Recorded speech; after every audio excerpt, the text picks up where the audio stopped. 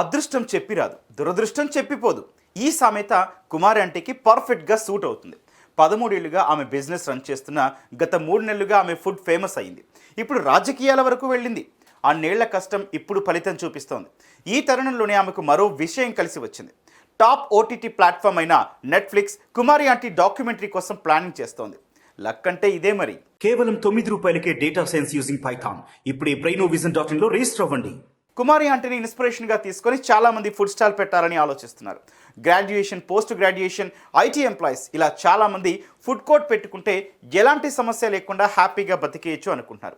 కుమారి aunty ప్రాఫిట్లో సగం వచ్చినా life set అయిపోతుందని అంటున్నారు. అఫ్కోర్స్ ఇప్పుడు చాలామందికి అదే థాట్ వస్తోంది.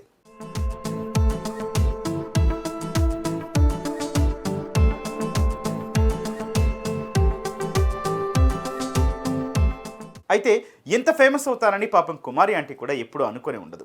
ఆమె చేసిన వంటకాలు వేలాది మంది తింటారు, మెచ్చుకుంటారని అస్సలు అనుకుని ఉండదు. అయితే సీఎం రేవంత్ రెడ్డి సైతం ఈమె ఫుడ్ స్టాల్ గురించి రెస్పాండ్ అవ్వడంతో ఈమె మరింత ఫేమస్ అయింది. దీంతో కుమారి ఆంటీపై నెట్ఫ్లిక్స్ డాక్యుమెంటరీ ప్లాన్ చేస్తున్నట్లు తెలుస్తోంది.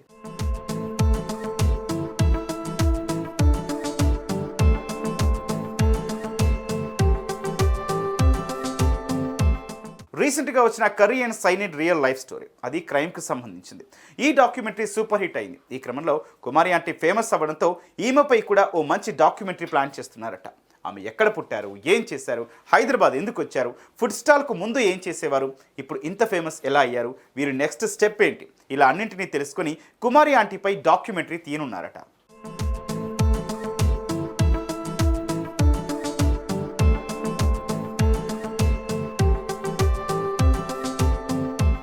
ఈ విషయంపై ఇప్పటివరకు నెట్ఫ్లిక్స్ ఎలాంటి క్లారిటీ ఇవ్వలేదు. అయితే ఫ్యూచర్లో క్లారిటీ వస్తుందని అంటున్నారు. ఇక నెట్ఫ్లిక్స్లో డాక్యుమెంటరీ కనుక రిలీజ్ అయితే కుమారి ఆంటీ రేంజ్ మారిపోయినట్లేని అంటున్నారు నెటిజన్లు. ఇప్పటికే ఆమె రావాల్సిన హైప్ కన్నా ఎక్కువ వచ్చేసింది. నానా హంగామా అయింది. ఇప్పుడు డాక్యుమెంటరీతో మరింత హైప్ వస్తే ఆమె రేంజ్ ఎలా ఉంటుందో ఊహించుకోండి. కామెంట్ చేయండి.